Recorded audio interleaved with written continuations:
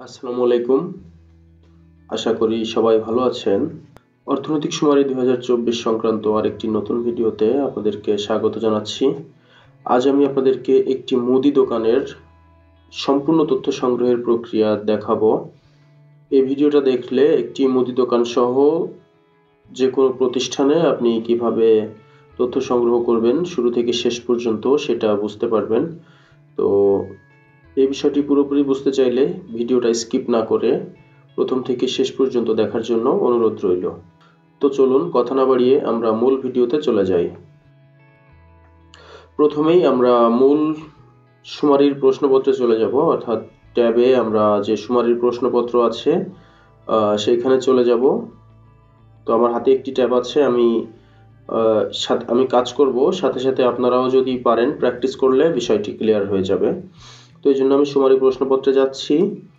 যাওয়ার পর আপনার প্রয়োজনে ইউনিয়ন, মৌজা এবং গ্রাম সিলেক্ট করে নিতে হবে, যে কোনো একটা, মানে আপনি যেখানে কাজ করছেন সেটা সিলেক্ট করার পর এগিয়ে যানে ক্লিক করতে হবে।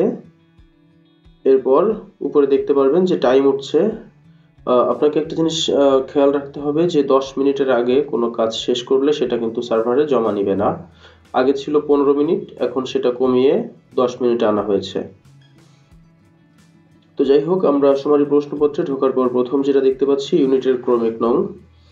আমার যদি মৌজা এবং গ্রাম সঠিকভাবে সিলেক্ট করা থাকে তাহলে এখানে যে ক্রমিক নংটা এসেছে এই ক্রমিক নংটা আমাকে যে স্টিকার দেওয়া হয়েছে স্টিকারে লিখে ওই ইউনিটের, বা যেহেতু আমি মুদি দোকান বা যে কোনো একটা দোকানের কাজ করছি, তো ওই প্রতিষ্ঠানের সদর দরজাতে লাগিয়ে আসতে হবে। সদর দরজা বলতে এমন জায়গায় লাগাতে হবে যেখানে যে কেউ দেখতে পারে আর কি।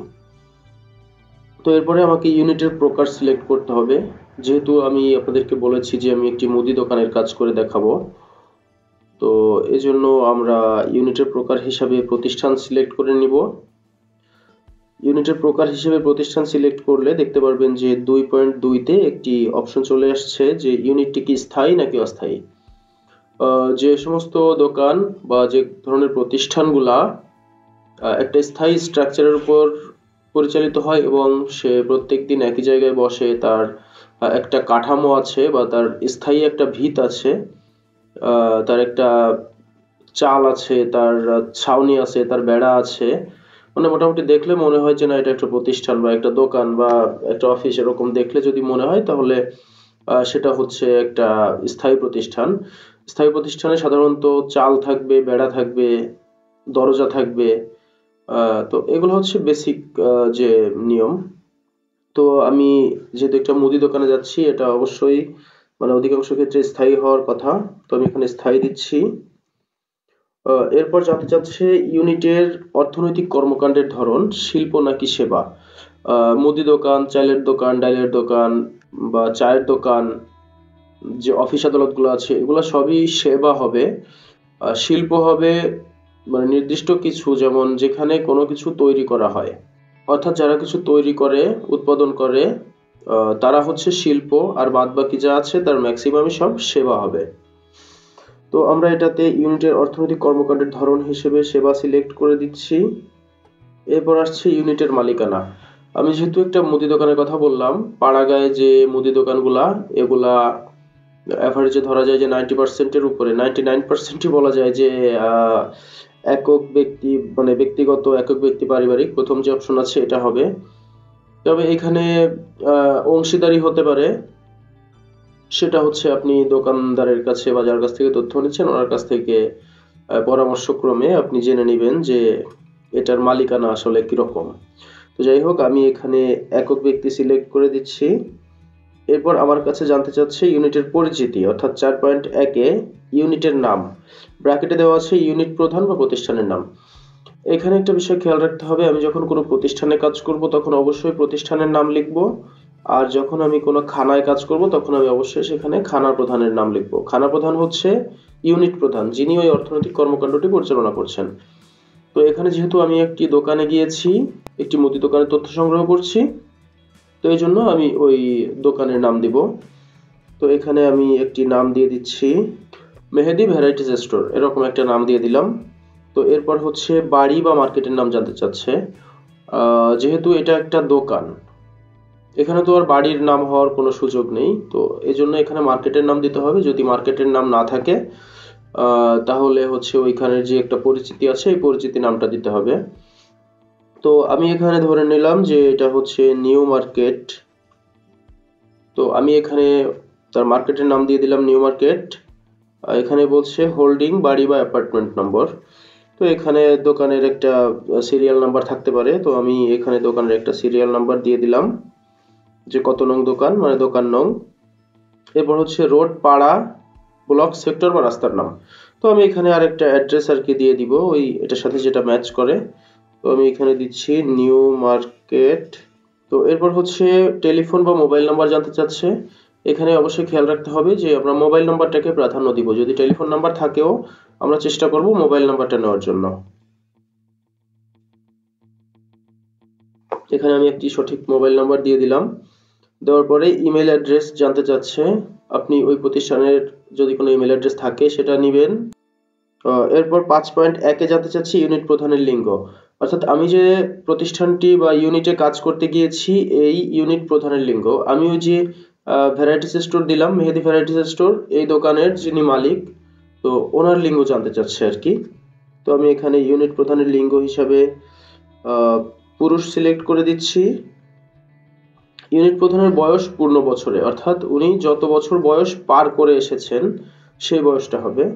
মানে ওনার ধরেন বয়স হচ্ছে 40 বছর 11 মাস 25 দিন, তাহলেও ওনার বয়স হবে 40 বছর। তো আমি এখানে 40 বছর দিয়ে দিলাম। এবার আমার কাছে জানতে চাচ্ছে ইউনিট প্রধানের সর্বোচ্চ শিক্ষা। তো আমি ধরে নিলাম এ হচ্ছে এসএসসি পরীক্ষা দেয় নাই। আপনার কাছে বলছে যে আমি এসএসসি পরীক্ষা দেইনি, তার মানে সে নবম শ্রেণী পাশ করেছে। তো আমি এখানে নবম শ্রেণী পাশ দিলাম। এবার জানতে চাচ্ছি ইউনিটটি কত সালে আরম্ভ হয়েছে, অর্থাৎ সে ওই দোকানের কার্যক্রম কত সাল থেকে শুরু করেছে। এটা জিজ্ঞাসা করে নিতে হবে যে আপনার এই দোকান কত সাল থেকে চালু করেছেন। তো এখানে আমি ধরে নিচ্ছি যে উনি 2007 সালে এই দোকানটি চালু করেছে। তো এরপর 5.5 যেটা জানতে চাচ্ছি ইউনিটের ক্ষেত্রে নিচের কোনটি প্রযোজ্য, যে এটি আসলে কোন ধরনের ইউনিট। এটি কি একটি প্রধান অফিস, নাকি এটি একটি শাখা অফিস, নাকি এটির কোথাও কোনো শাখা নাই। মানে এই যে ডিটেলগুলো, এখানে 3টে প্রশ্ন অপশন আছে। প্রথমটি হচ্ছে এটির কোথাও কোনো শাখা নেই, এটি একটি প্রধান কার্যালয়, এর অন্যত্র শাখা রয়েছে, এটি একটি শাখা অফিস। তো সাধারণত যে গ্রামের মুদি দোকানগুলো হয় বা ছোটখাটো যে মুদি দোকানগুলো হয় এদের আসলে শাখা খুব কমই থাকে, শাখা না থাকারই কথা। তারপরে যদি এরকম দোকান হয় যে বেশ বড় সড়ো দোকান, এদের একাধিক শাখা থাকতে পারে, তো তাহলে আপনি এখানে সিলেক্ট করে দিবেন ওইটা। তো অধিকাংশ মুদি দোকান বা এই ধরনের ছোটখাটো প্রতিষ্ঠানের ক্ষেত্রে শাখা নেই এরকম হওয়ার সম্ভাবনা বেশি। তো এই জন্য আমি এটি সিলেক্ট করে দিচ্ছি যে এর কোথাও কোনো শাখা নেই। তবে বিভিন্ন প্রতিষ্ঠানের ক্ষেত্রে কিন্তু শাখা থাকতে পারে, যেমন এনজিওর শাখা থাকতে পারে, সুপার শপের শাখা থাকতে পারে, কোনো চেইন শপের শাখা থাকতে পারে, কোনো স্কুল কলেজের শাখা থাকতে পারে। তো সেটা আপনি জেনে নিয়ে সেটা সিলেক্ট করে দিবেন। এবার জানতে চাচ্ছে 6.1 ইউনিটটি নিবন্ধিত কিনা। তো আমরা এখানে জিজ্ঞেস করব যে আপনার কোনো ধরনের কোনো নিবন্ধন আছে কিনা। উনি যদি বলে যে হ্যাঁ আমার তো ট্রেড লাইসেন্স নেওয়া আছে, তাহলে অবশ্যই তার নিবন্ধন আছে। তো আমি এখানে হ্যাঁ দিচ্ছি, যেহেতু তার ব্যবসা করতে গেলে ট্রেড লাইসেন্সের প্রয়োজন আছে, সে বলছে আমাকে যে তার ট্রেড লাইসেন্স আছে। তো এই জন্য আমি তার কাছে জানতে চাইবো যে আপনি যে বললেন লাইসেন্স আছে, কোন ধরনের লাইসেন্স আছে। তো তখন উনি আপনাকে বলবে যে আমার ট্রেড লাইসেন্স আছে। তো তখন আমি এখান থেকে ইউনিয়ন পরিষদ দিয়ে দিচ্ছি, যে ইউনিয়ন পরিষদ থেকে ট্রেড লাইসেন্স নেওয়া হয়, অথবা সিটি কর্পোরেশন থেকে নেওয়া হয়, অথবা পৌরসভা থেকে নেওয়া হয়। কোন জায়গা থেকে নিয়েছে এটা আপনি জেনে নেবেন। এরপর আমার কাছে জানতে চাচ্ছে 7.1 ইউনিটে নিয়োজিত জনবলের প্রকার ও সংখ্যা। তো তখন আপনি জিজ্ঞাসা করবেন ওনার কাছে যে এই দোকানটিতে কারা কারা কাজ করে, মানে আপনি সহ, মানে দোকানদার তো থাকেই, দোকানদার সহ আর কয়জন কাজ করে। এখন যদি এখানে অংশীদার প্রতিষ্ঠান হয় তাহলে কর্মরত মালিক বা অংশীদারের ক্ষেত্রে একাধিক হতে পারে। আর যদি এরকম হয় যে না ওনার একক ব্যক্তির দোকান, তাহলে কর্মরত মালিক বা অংশীদার তো একজনই হবে। তো আমরা এখানে যেহেতু ওনার এটা একক ব্যক্তির দোকান, তো সেহেতু আমরা সিলেক্ট করছি কর্মরত মালিক বা অংশীদার পুরুষ একজন। আচ্ছা, অবৈতনিক পারিবারিক কর্মী। এমনও দোকান থাকে যেখানে দোকানদারের ছেলে বা ভাই বা বোন বা স্ত্রী এরাও অনেক সময় এসে দোকানদারি করে, দোকানদারের কাজে হেল্প করে। তো সেক্ষেত্রে আমরা যদি এরকম থাকে আমরা সিলেক্ট করে দিব অবৈতনিক পারিবারিক কর্মী। তো আমরা যখন দোকানদারের সাথে আলাপ করছি তো তখন উনি আমাদেরকে বললেন যে ওনার একটা ভাই আছে, সে মাঝে মাঝে এসে দোকানে বসে, মানে প্রায় বসে, উনি দোকানে এসে বসে যেহেতু তার ভাই, এবং উনি তার পরিবারের একজন সদস্য। তো আর তাকে তো বেতনও দেওয়া হয় না। এটা জিজ্ঞেস করবেন, যদি তাকে বেতন দিতে হয় এর জন্য তাহলে কিন্তু সে অবৈতনিক পারিবারিক কর্মী হবে না, তাহলে সে অন্য ধরনের কর্মীর ভিতরে চলে যাবে। যেহেতু তার ভাই মাঝে মাঝে এসে বসে এবং তার জন্য তাকে কোনো টাকা পয়সা দিতে হয় না, তাই আমরা অবৈতনিক পারিবারিক কর্মী সিলেক্ট করছি। এবং যেহেতু ভাই একা বসে এই জন্য আমি এক সিলেক্ট করছি। এবার ওই দোকানের কথা প্রসঙ্গে জানতে পারলাম যে তার একজন পূর্ণকালীন কর্মী আছে যে মাসিক বেতনের ভিত্তিতে তার দোকানে কাজ করে। তো এই জন্য আমি পূর্ণকালীন সিলেক্ট করে দিচ্ছি। ধরে নিচ্ছি যে সে একজন মেয়ে, অর্থাৎ একজন মেয়ে তার দোকানে মাসিক চুক্তিতে মাসিক বেতনের ভিত্তিতে কাজ করে। তো আমরা এখানে এক সিলেক্ট করে দিচ্ছি। এরপর চলে আসেন 7.1-এ, মানে 7.1-এর 1। এই প্রশ্নটা খুব সম্ভবত পরে ঢুকেছিল। তো এখানে জানতে চাচ্ছে জনগণের দক্ষতা লেভেল। এই যে আমরা যে তিনজনকে দিলাম, যে দোকানের মালিক একজন, দোকানদারের ভাই একজন এবং একজন পূর্ণকালীন কর্মচারী তার রাখা আছে। তো এদের দক্ষতা লেভেল জানতে চাচ্ছে, এরা কি দক্ষ নাকি আধা দক্ষ নাকি অদক্ষ। তো আমি এখানে দক্ষ সিলেক্ট করছি, ধরে নিচ্ছি যে দোকানদার এবং দোকানদারের যে একজন নারী কর্মী আছে, মানে ফুল টাইম যে কর্মী, এই দুইজন হচ্ছে দক্ষ। তাহলে পুরুষ সিলেক্ট করব একজন, মহিলা সিলেক্ট করব একজন। এবং দোকানদারের যে ভাই আছে তাকে দোকানদার বলছে যে আধা দক্ষ, মানে উনি ঠিকঠাক ভাবে দোকানদারি করতে পারেন না, উনি কাজ কাম ঠিকঠাক বোঝেন না, উনি মানে কেবল শিখছেন, এরকম যদি হয় সেক্ষেত্রে অদক্ষ বা আধা দক্ষ, এটা হচ্ছে দোকানদারের সাথে পরামর্শ করে সেটা আপনি জেনে নেবেন, এবং সেটা উনি দক্ষও হতে পারেন। তো আমরা এখানে ধরে নিচ্ছি আপনাদের বোঝার সুবিধার্থে যে একজন আছে যিনি আধা দক্ষ, যিনি দোকানের কাজ অত ভালো বুঝেন না। তো এই জন্য আমরা পুরুষের ঘরে একজন দিয়ে দিচ্ছি যে আধা দক্ষ। এবার জানতে চাচ্ছি ইউনিটে প্রতিবন্ধী জনবল আছে কিনা। যদি প্রতিবন্ধী জনবল থাকে, ইউনিটে প্রতিবন্ধী জনবল হচ্ছে এই যে আমরা তিনজন লোক পেয়েছি ওইখানে কর্মরত, এই তিনজনের মধ্যে কেউ প্রতিবন্ধী আছে কিনা। তো আমরা যদি এখানে বোঝার স্বার্থে ধরে নিই যে ওই যে ভাই কাজ করে, এই ভাই দেখা গেল যে একটু প্রতিবন্ধী টাইপের, যদি এরকম হয় তাহলে আমি সিলেক্ট করে দিব ইউনিটে প্রতিবন্ধী জনবল আছে হ্যাঁ। এবং তাহলেই আমার কাছে জানতে চাইবে যে এই যে প্রতিবন্ধী আপনি হ্যাঁ সিলেক্ট করলেন, এই প্রতিবন্ধী কি পুরুষ নাকি মহিলা। তো যেহেতু আমি বললাম যে ওর ভাই হচ্ছে প্রতিবন্ধী, তো এই জন্য আমি পুরুষের ঘরে এক সিলেক্ট করে দিচ্ছি। 7.4-এ এবার আমার কাছে জানতে চাচ্ছি ইউনিটে বিদেশি জনবল আছে কিনা, অর্থাৎ এই যে কর্মরত যারা এই তিনজন এদের মধ্যে কোনো বিদেশি আছে কিনা। তো এটা আপনি যে মুদি দোকান বা এই ধরনের ছোটখাটো দোকানে তো এগুলা পাবেন না, এগুলা পাবেন বড় প্রতিষ্ঠানের ক্ষেত্রে। তো আমি এখানে না সিলেক্ট করে দিচ্ছি। ইউনিটের প্রধান অর্থনৈতিক কর্মকাণ্ডের বিবরণ, এটি হচ্ছে একটু হিসাব করে লিখতে হবে, যেহেতু এটা হচ্ছে বিএসআইসি কোড লেখা হবে এটার উপর ডিপেন্ড করে। ওই জন্য এটাকে আমাকে ক্লিয়ারিফাই করে দিতে হবে যে এটা আসলে অ্যাকচুয়াল কিসের দোকান, এখানে কি করা হয় এগুলা।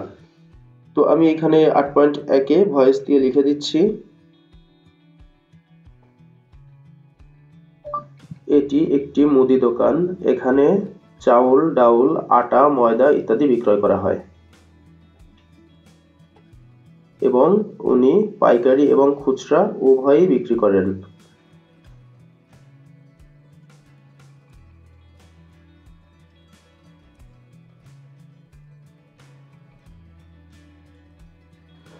এবার আমার কাছে জানতে চাচ্ছে 8.3-এ যে উনি এই যে সেবামূলক কর্মকাণ্ড আমি বর্ণনা করলাম, উনি এখানে কি কি সেবামূলক কর্মকাণ্ড করে থাকেন বা ওনার এখানে কি কি কার্যক্রম হয়। তো এটা হচ্ছে আমরা সিরিয়ালি লিখবো। এখানে আমাদের লেখার 4টি জায়গা আছে। এই 4টি ঘরের মধ্যে আমরা একটি তো লিখতেই হবে, এরপরে সর্বোচ্চ 4টি পর্যন্ত লেখা যাবে, চাইলে 4টির কমও লেখা যায়। এটা সিরিয়াল মেনটেন করে লিখতে হবে, অর্থাৎ সবচেয়ে বেশি যেই সেবা বিক্রয় করা হয় বা সবচেয়ে বেশি যেটা করা হয় সেটা এখানে প্রথমে আসবে, তারপরে দ্বিতীয়টা, তারপর তৃতীয়টা, এভাবে। এখানে পাইকারি এবং খুচরা চাউল বিক্রি করা হয়।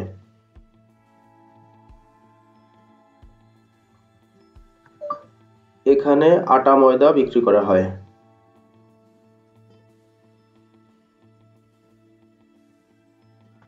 এখানে ডাউল বিক্রি করা হয়। এখানে তেল বিক্রি করা হয়। এবার হচ্ছে 9 নং প্রশ্ন, ইউনিটের স্থায়ী সম্পত্তির মূল্য জমি ও কারখানা ভবন ব্যতীত। অর্থাৎ এই যে প্রশ্নটি, এটি হচ্ছে আমরা যে ইউনিটে কাজ করছি ওই ইউনিটে যে স্থায়ী সম্পত্তিগুলো আছে সেগুলোর মূল্য, এবং ওই প্রতিষ্ঠানটি বা ওই যে ইউনিটটি যে জমির উপর অবস্থিত এই জমির মূল্য আসবে না, এবং এটার যে বিল্ডিং অর্থাৎ যে ঘরে পরিচালিত হচ্ছে সেই ঘর আসবে না। তাহলে কি আসবে? এখানে ফার্নিচার আসতে পারে, তার ইলেকট্রনিক্স আসতে পারে, তার অন্যান্য যে কিট গুলা থাকে বা অন্যান্য যে টুলস থাকে এগুলো আসতে পারে। তো আমরা ওই দোকানদারের সাথে পরামর্শ করে জেনে নিব তার ওইখানে ইউনিটে স্থায়ী সম্পত্তির মূল্য কি কি আছে। তো ধরে নিলাম দোকানদার তো অত কিছু বুঝবে না যে কি কি আসবে কি কি আসবে না। তো আমরা দোকানদারের সাথে পরামর্শ করব যে আপনার এই দোকানের ভিতর যা যা আছে এগুলোর দাম কিরকম হতে পারে, টিভি আছে, ফ্রিজ আছে, বা এই যে বৈদ্যুতিক কিছু সরঞ্জামাদি আছে। তো এই সব কিছু আমরা নিজেরা একটা এস্টিমেট করে দোকানদারের সাথে পরামর্শ করে যে উনি যেটা বলবেন আর ওনাকে নিজেরা বুঝিয়ে একটা অ্যামাউন্ট বের করে সেটা হচ্ছে আমাদের 9 নং প্রশ্নে লিখতে হবে। অর্থাৎ 9 নং প্রশ্নে আমাদের জমি এবং ওই যে ভবন, এই ভবনটা আসবে না। আর এই হিসাবটা আমাদের অত অ্যাকুরেট করার প্রয়োজন নেই, কারণ এখানে আমাদের একটা স্লট দেওয়া আছে যে 1 টাকা থেকে 10 লক্ষ টাকা পর্যন্ত, আর হচ্ছে 10 লক্ষ থেকে 2 কোটি, 2 কোটি থেকে 30 কোটি, আর 30 কোটির অধিক। 30 কোটির অধিক যদি হয় তাহলে সেটা হচ্ছে আপনাকে এখানে লিখে দিতে হবে যে কত টাকা তার এখানে ইনভেস্ট আছে, বা মানে তার এখানে স্থায়ী সম্পত্তির মূল্য আছে। তো যেহেতু এটা একটা গ্রাম্য মুদি দোকান বা যাই হোক আমি একটি ছোট প্রতিষ্ঠান করছি, তাই এখানে ধরে নিলাম উনি বললো যে ওনার সবকিছু হিসাব নিকাশ করে যে 7 লাখ বা 8 লক্ষ টাকা এখানে ইনভেস্টমেন্ট আছে, মানে স্থায়ী সম্পত্তি আছে। ইনভেস্টমেন্ট না, ইনভেস্টমেন্ট অন্য বিষয়। তো আমি এখানে 1 টাকা থেকে 10 লক্ষ টাকা পর্যন্ত এটা হিসাব করে দিচ্ছি, এটা সিলেক্ট করে দিচ্ছি। এরপর জানতে চাচ্ছি মূলধনের প্রধান উৎস। তো মূলধনের প্রধান উৎসটা হচ্ছে, মূলধন জিনিসটা আগে বুঝতে হবে। মূলধনটা হচ্ছে ওই ব্যবসায় শুরু করার জন্য একটা ইনিশিয়াল সাপোর্ট বা একটা ইনিশিয়াল কিছু ক্যাশের প্রয়োজন হয়, এটা হচ্ছে মূলত মূলধন। মূলধন হিসাবে ইনিশিয়াল একটা ক্যাপিটাল লাগে, তার কিছু সরঞ্জামাদি লাগে, তার কিছু যন্ত্রপাতি লাগে, বা তার কিছু আসবাবপত্র লাগে, তার কিছু ইলেকট্রনিক্স ফার্নিচার এইগুলা লাগে, ইত্যাদি কিছু মালামাল লাগে। এই সব কিছুই হচ্ছে তার মূলধন। তো এই মূলধন ম্যানেজ করার জন্য উনি আসলে যে উৎসের সহযোগিতা নিয়েছিলেন বা যে উৎস থেকে টাকা পেয়েছিলেন সেটাই হচ্ছে ওনার মূলধনের প্রধান উৎস। এখানে একাধিক উৎস থাকতে পারে, সবচেয়ে বেশি উৎস থেকে উনি মানে সবচেয়ে বেশি পরিমাণে টাকা যে উৎস থেকে পেয়েছিলেন সেটাই হচ্ছে এখানে প্রধান উৎস হিসাবে গণ্য করা হবে। তো আমরা ওনার কাছে কথা বলে জানতে পারছি যে ওনার 10 লক্ষ টাকা প্রয়োজন হয়েছিল ব্যবসা শুরু করার জন্য। তো ওনার নিজের 5 লক্ষ টাকা ছিল, 3 লক্ষ টাকা উনি ব্যাংক থেকে লোন করে এনেছিলেন, আর 2 লক্ষ টাকা উনি ওনার আত্মীয় স্বজনদের কাছ থেকে নিয়েছিলেন। তো এখানে যেহেতু নিজের ইনভেস্টমেন্টটা বেশি ছিল, তাহলে এখানে আমরা মূলধনের প্রধান উৎস নিজস্ব তহবিল সিলেক্ট করে দিব। অর্থাৎ যার ইনভেস্টমেন্ট বেশি, যে উৎস থেকে উনি সবচেয়ে বেশি টাকা পেয়েছে সেটা সিলেক্ট করে দিব। এরপরে জানতে চাচ্ছি ইউনিটের বর্তমান মূলধনের পরিমাণ টাকায়। অর্থাৎ এই যে মূলধন বর্তমান, এটা কিন্তু মানে উনি যত টাকা মূলধন দিয়ে ব্যবসা শুরু করেছিলেন সেটা না, ওনার বর্তমান মূলধন আছে কত টাকা।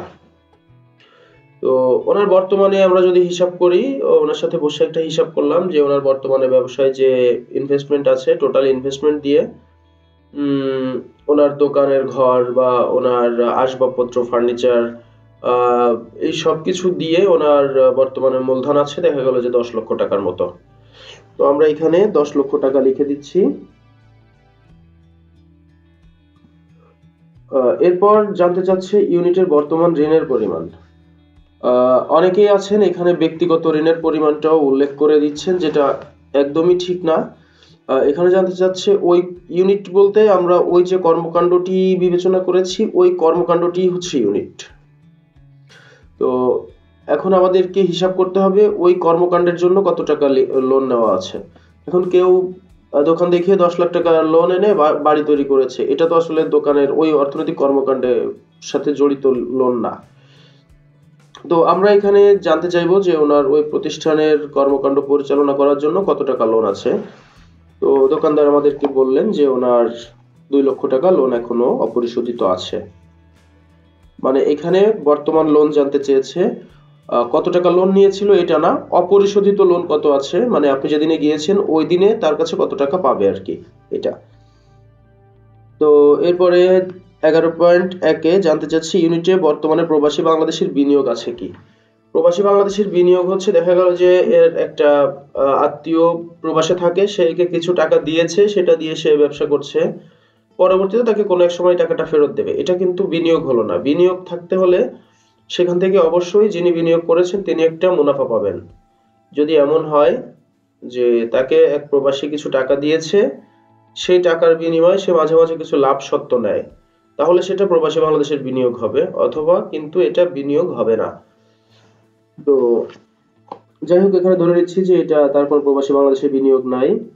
ইউনিটে বর্তমানে কোনো বিদেশি বিনিয়োগ আছে কিনা, ছোটখাটো প্রতিষ্ঠানের ক্ষেত্রে এটা হওয়ার সম্ভাবনা খুবই কম।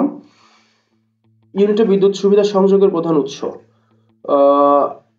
আমরা যত জায়গায় কাজ করব অধিকাংশ জায়গাতেই পাবো প্রধান উৎস হিসেবে যে বিদ্যুৎ, সরকারি বিদ্যুৎ বা পল্লী বিদ্যুৎ যেটাকে বলে, বা ডেসকো, নেসকো, ওজোপাটিকো, তারপর হচ্ছে এই এই যে বিদ্যুৎগুলো আছে এই বিদ্যুৎগুলো ব্যবহার করা হয়। তো এগুলো সবই হচ্ছে জাতীয় গ্রিড। তো আমরা জাতীয় গ্রিড সিলেক্ট করে দিব। কোন ইউনিটে একাধিক উৎসের বিদ্যুৎ ব্যবহার হতে পারে, তো সেখানে হচ্ছে সবচেয়ে বেশি কোন উৎসের বিদ্যুৎ ব্যবহার করা হয় আমরা সেটা উল্লেখ করে দিব। আচ্ছা, এবার জানতে চাচ্ছি ইউনিটের হিসাবের ব্যবস্থা। হিসাবের ব্যবস্থা কি দৈনিক নাকি মাসিক নাকি বাৎসরিক নাকি সাপ্তাহিক, এটা জানতে চাচ্ছি আর কি। তো আমরা ওনাকে সিম্পলি জিজ্ঞেস করব যে আপনি তো এই যে কেনাবেচা করেন, আপনার তো একটা হিসাব রাখতে হয়, তো আপনি এই হিসাবটা কি রকম রাখেন, মানে আপনি কি রেগুলারের হিসাব রেগুলার রাখেন, নাকি সাপ্তাহিক ভাবে হিসাব করেন, নাকি মাসিক করেন, নাকি কিভাবে কি আপনি হিসাব রাখেন। এখন কোনো কোনো দোকানদার বা কোনো কোনো প্রতিষ্ঠান আপনাকে বলতে পারে যে আমরা তো আসলে কোনো হিসাব রাখি না, ওই যেরকম কেনাকাটা কিনি ওরকম বিক্রি করি, এটাতে কোনো হিসাব রাখি না, তাহলে আপনি দিয়ে দিবেন হিসাব রাখা হয় না। আর যদি কেউ বলে যে প্রত্যেকদিন তো হিসাব রাখা হয় না, আমি মাসে একবার হিসাব করি যে এক মাসে কত টাকার মাল কেনাকাটা করছি, কত টাকার মাল বিক্রি করছি এবং কত টাকার মাল আমার স্টকে আছে। তো আমরা ধরে নিচ্ছি এখানে ইনি মাসিক একটা হিসাব রাখেন, তবে অনেক জায়গায় হিসাব নাও রাখতে পারে, এটা আপনি জেনে নেবেন আর কি। এরপর জানতে চাচ্ছি ইউনিটের বেতন বা মজুরি প্রদানের ধরন। এখানে যেহেতু তার একজন পূর্ণকালীন কর্মী আছে, আমি দিয়েছি একজন পূর্ণকালীন কর্মী এবং উনি আমাকে বলেছিলেন যে প্রত্যেক মাসে ওনাকে বেতন দিতে হয়, তাহলে আমি এখানে মাসিক সিলেক্ট করব। আর আরেকটা জায়গা দেখছি অনেকে ভুল করছেন এই প্রশ্নটাতে, যেখানে কোনো পূর্ণকালীন বা খণ্ডকালীন কোনো বাইরের কর্মী নিয়োগ করা নাই, সেখানে শুধুমাত্র অবৈতনিক পারিবারিক কর্মী আছে একজন বা দুইজন এবং মালিক আছে একজন বা দুইজন। তারপরেও অনেকে এখানে সিলেক্ট করছেন বেতন বা মজুরি প্রদানের ধরন মাসিক বা দৈনিক এরকম একটা সিলেক্ট করছেন। আপনি নিজেই আপনার ভুলটা ধরতে পারবেন যে আপনি প্রথমে সিলেক্ট করে আসছেন যে অবৈতনিক পারিবারিক কর্মী, অথবা সেটাও সিলেক্ট করছেন না, শুধু মালিক আছে একজন সেটা সিলেক্ট করছেন, বা অবৈতনিক পারিবারিক কর্মী আছে এক দুইজন সেটাও সিলেক্ট করছেন। আচ্ছা, যারা অবৈতনিক তাদেরকে তো বেতনই দেওয়া হয় না, যে মালিক সে তো নিজেকে নিজে বেতন দেয় না, তাইলে এটা এখানে দৈনিক মাসিক সাপ্তাহিক আপনি কেন দিচ্ছেন, এখানে তো প্রযোজ্য নয় হবে, অর্থাৎ আপনি তো এখানে বেতন দিচ্ছেন না। তবে আমি এই যে ইউনিটের কাজ করছি এখানে যেহেতু আপনাদের বোঝানোর জন্য বলেছিলাম যে একজন পূর্ণকালীন কর্মী নিয়োগ দেওয়া আছে যাকে প্রত্যেক মাসে বেতন দিতে হয়, তো এই জন্য সে যেহেতু আমাকে বলেছে প্রত্যেক মাসে বেতন দিতে হয়, এই প্রশ্নটা তো তার কাছে আমার আবার করার প্রয়োজন নেই যে বেতন কি মাসে দেয় নাকি বছরে দেয়, কারণ উনি তো প্রথমেই আমাকে বলে দিয়েছেন যে উনি মাসে বেতন দেয়। এরপর জানতে চাচ্ছি ইউনিটের বেতন বা মজুরি প্রদানের প্রধান পদ্ধতি। এখানে কোন ইউনিটে একাধিক পদ্ধতিতে বেতন দিতে পারে, তার মধ্যে সবচেয়ে বেশি বেতন দেওয়া হয় যে হিসাবে, মানে যে পদ্ধতিতে সবচেয়ে বেশি সংখ্যার পরিমাণ বেতন দেওয়া হয় আমরা সেটা এখানে সিলেক্ট করব। এখানে আছে ক্যাশ, ব্যাংকিং, মোবাইল ব্যাংকিং, অন্যান্য। ধরে নিলাম যে তাকে বিকাশ বা রকেট বা নগদের মাধ্যমে টাকা পরিশোধ করা হয় প্রত্যেক মাসে, এই জন্য আমরা সিলেক্ট করব মোবাইল ব্যাংকিং। এরপরে জানতে চাচ্ছে দ্রব্য বা পণ্য স্থানীয় বাজারে বিক্রির ক্ষেত্রে বিক্রয় পদ্ধতি। আমরা যেহেতু আগেই বলেছি যে ইনি পাইকারি এবং খুচরা উভয় বিক্রি করেন, এই জন্য আমরা এখানে দিব উভয় প্রযোজ্য। এরপর ইউনিটটি ই কমার্স বা অনলাইন ব্যবসায়ের সাথে সম্পৃক্ত কিনা। এটা হচ্ছে উনি অনলাইনে কোনো অর্ডার রিসিভ করেন কিনা, এটা আর কি, যে উনি অনলাইনের মাধ্যম ব্যবহার করে ব্যবসা পরিচালনা করেন কিনা, মানে ই কমার্সের সাথে সম্পৃক্ত কিনা উনি। তবে ধরে নিচ্ছি যে না। এরপর ইউনিটটির কোনো ইন্স্যুরেন্স রয়েছে কি। এটা হচ্ছে ব্যক্তিগত ইন্স্যুরেন্স না, ওই যে ইউনিট, ওই যে প্রতিষ্ঠানের নামে কোনো ইন্স্যুরেন্স আছে কিনা সেটা ধরে নিচ্ছি নেই। ইউনিটের গবেষণা ও উন্নয়ন আর&ডি ব্যবস্থাপনা আছে কিনা। আর&ডি ব্যবস্থাপনা সাধারণত একটু বড় ধরনের প্রতিষ্ঠানে না গেলে পাবেন না, তারপরেও জিজ্ঞাসা করে নেবেন যে এটা আছে কিনা, যদি থাকে তাহলে তারাই বলবে যে এটা আছে। ধরে নিচ্ছি এটা নাই। ইউনিটে অগ্নি নির্বাপন ব্যবস্থা আছে কিনা। আমরা দোকানে যাওয়ার পরে দেখতে পারলাম যে দোকানের এক সাইডে একটি ফায়ার এক্সটিংগুইশার বা ওই যে লাল একটা বোতল থাকে না অক্সিজেন সিলিন্ডারের মতো, যে ওইটা আছে।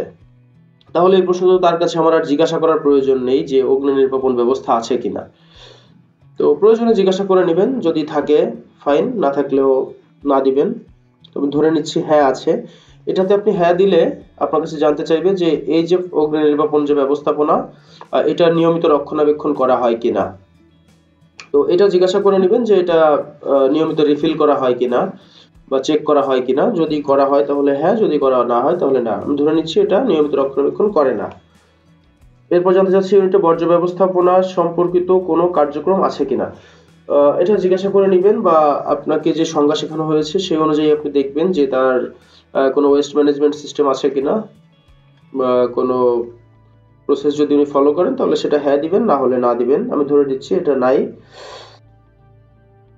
এরপরে জানতে চাচ্ছি প্রতিষ্ঠানটির পরিবেশগত ছাড়পত্র আছে কিনা।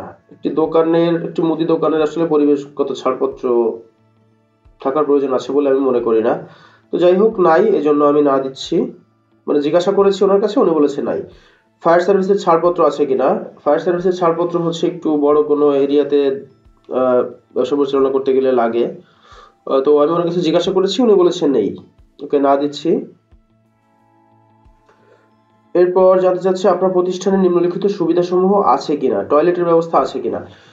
এখানে দেখেন ওই দোকানের হয়তো বা টয়লেট নাও থাকতে পারে, কিন্তু উনি যে মার্কেটে ব্যবসা পরিচালনা করছেন, ওনার ওই মার্কেটে কোনো না কোনো জায়গায়, মানে দেখা গেল যে ওনার মার্কেটে ওনারা 5-7 জনে মিলে একটা টয়লেট তৈরি করেছেন, তাহলেও হ্যাঁ দিতে হবে। আর যদি থাকে যে একেবারেই নেই, ওনার নিজের প্রয়োজনেও ওনার দেখা গেলো যে অন্য দূরে কোথাও যাওয়া লাগে, তাহলে সেক্ষেত্রে আমরা না দিব। তো আমরা ধরে নিচ্ছি যে ওনার মার্কেটে বা ওনার এখানে টয়লেটের ব্যবস্থা আছে, এবং মহিলাদের জন্য পৃথক টয়লেটের ব্যবস্থা নেই। ডে কেয়ারের ব্যবস্থা আছে কিনা জিজ্ঞাসা করব, যদি না থাকে না। কর্মীদের জন্য নিজস্ব পরিবহন সুবিধা আছে কিনা জিজ্ঞাসা করব, যদি না থাকে না।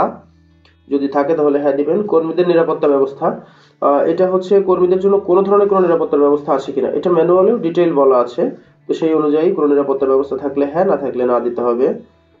কর্মীদের স্বাস্থ্যসেবার ব্যবস্থা যদি থাকে তাহলে হ্যাঁ, না থাকলে না। তো ধরে নিচ্ছি যে তার দোকানে একটা ফার্স্ট এইড কিট বক্স আছে, এবং মানে প্রয়োজনে যেন উনি ইউজ করতে পারে, এটার জন্য উনি রেডি থাকে। তো এই জন্য আমি ধরে দিচ্ছি যে হ্যাঁ আছে। ইউনিটেড টিআইএন বা ট্যাক্স পেয়ার আইডেন্টিফিকেশন নাম্বার আছে কিনা। এটা হচ্ছে ওই প্রতিষ্ঠানের আছে কিনা, ব্যক্তির না।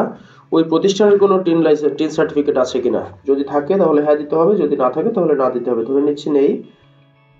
ইউনিটের ভ্যাট বা মূসক বা মূল্য সংযোজন নিবন্ধিত কিনা জিজ্ঞেস করেছি দোকানদারের কাছে, উনি বলেছে যে নেই, না থাকলে না। বিআইএন বিজনেস আইডেন্টিফিকেশন নাম্বার আছে কিনা জিজ্ঞেস করেছি, উনি বলেছেন যে নেই। যদি থাকে তাহলে উনি হ্যাঁ বললে আপনি হ্যাঁ দিবেন, না বললে না দিবেন। এবার হচ্ছে ইন্টারেস্টিং একটা প্রশ্ন এবং গুরুত্বপূর্ণ প্রশ্ন 23.1। 23-24 অর্থ বছরে মোট আয়, অর্থাৎ 1/7/2023 থেকে 30/6/2024 পর্যন্ত ওনার ওই প্রতিষ্ঠানের মোট আয়। এখানে মোট আয় বলতে কিন্তু উনি কত টাকা লাভ করেছেন সেটা না, এটা হচ্ছে উনি কত টাকা বিক্রি করেছেন সেটা। উনি টোটাল কত টাকা রিসিভ করেছেন সেটা, অর্থাৎ ওনার গ্রস রিসিপ্ট। এটা হচ্ছে 23-24 অর্থ বছরের মোট আয়। তো ওনার কাছে যখন জিজ্ঞাসা করলাম যে আপনি টোটালে 23-24 অর্থ বছরে কত টাকা বিক্রয় করেছেন সেটা একটু আমাদেরকে বলেন, তো উনি এটা যে কোনো কারণে হোক বলতে পারলেন না। যদি বলতে পারেন তাহলে তো ফাইন, আপনাদের বোঝানোর জন্য বলছি যে উনি যে কোনো কারণে হোক এটা বলতে পারলেন না যে উনি 23-24 অর্থ বছরে কত টাকা আয় করেছেন, মানে কত টাকা সেল করেছেন, এটা উনি বলতে পারলেন না। তো সেক্ষেত্রে আমরা ওনাকে এভাবে প্রশ্ন করতে পারি যে গত বছর এরকম সময়ে আপনি রেগুলার কত টাকা কেনাবেচা করতেন। তো উনি আমাদেরকে বললেন যে কোনোদিন 4,000 টাকাও কেনাবেচা করতেন, কোনোদিন 5,000 টাকাও কেনাবেচা করতেন, কোনোদিন 6,000 টাকাও কেনাবেচা করতেন। তো অ্যাভারেজে উনি বললেন যে ওনার মোটামুটি বলা যায় যে 5,000 টাকা করেই কেনাবেচা বেশি হতো। তাহলে আমরা ওনার কাছ থেকে এবার আরেকটা প্রশ্ন জেনে নিতে পারি, উনি সবসময় দোকানদারি করতেন কিনা, নাকি মাঝে মাঝে করতেন মাঝে মাঝে করতেন না। উনি বললেন যে মাঝে মাঝে, উনি সব দিনেই দোকানদারি করতেন। তাহলে আমরা 360 দিয়ে যদি 5,000 কে গুণ দিই তাহলে আমরা জানতে পারবো যে উনি এক বছরে কত টাকার বেচাকেনা করছেন। তো আমরা 360 কে যখন, মানে 5,000 কে যখন 360 দিয়ে গুণ করছি, অর্থাৎ এক বছর দিয়ে গুণ করছি, তখন আমরা একটা রেজাল্ট পেয়েছি যে 18 লক্ষ টাকা ওনার মোট আয়। এটা কিন্তু একটা মুদি দোকান হিসেবে খুব বেশি না, এটা ভেরি, মানে খুব কম একটা অ্যামাউন্ট, যে বছরে 18 লক্ষ টাকা বিক্রয় করছেন।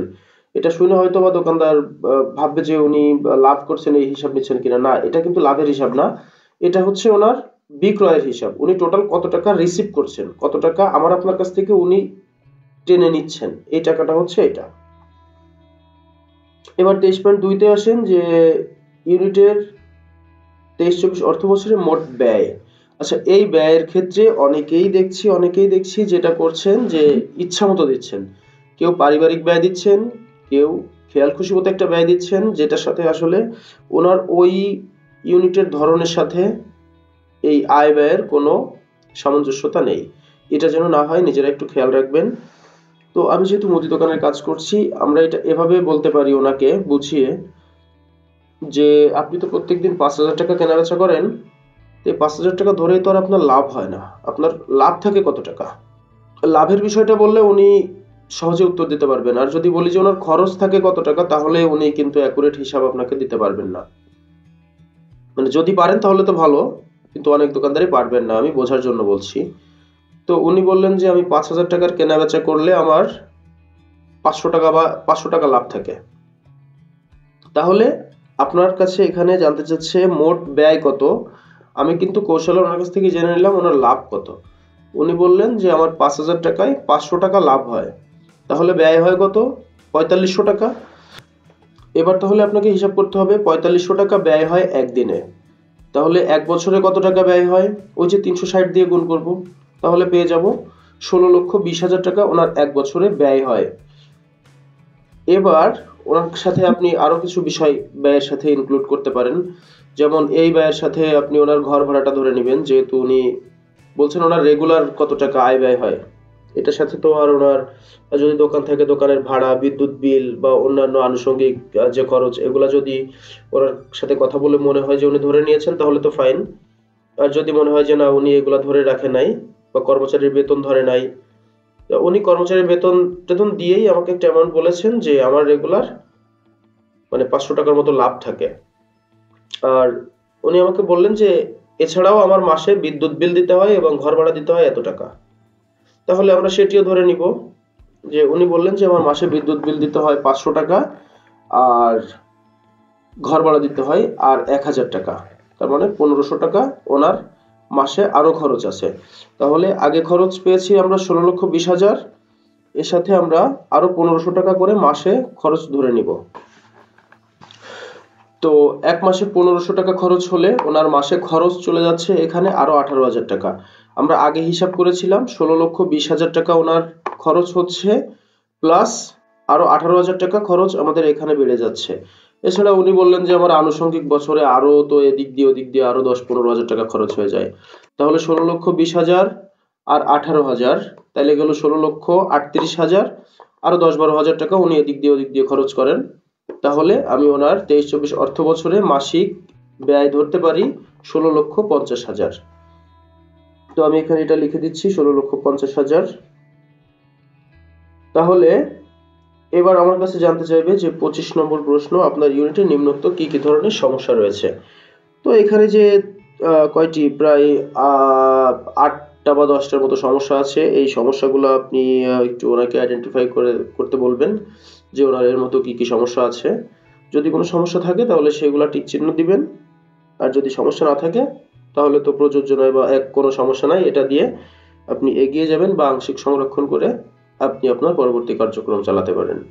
তো আমি আপনাদেরকে এই ভিডিওতে একটি মুদি দোকানের তথ্য সংগ্রহ করার পুরো প্রক্রিয়া দেখালাম। এই ভিডিওটা যে শুধুমাত্র মুদি দোকানের ক্ষেত্রে কাজে দিবে সেটা না, এটা যে কোনো প্রতিষ্ঠানের ক্ষেত্রে আপনি ব্যবহার করতে পারেন এই ফর্মুলাটা।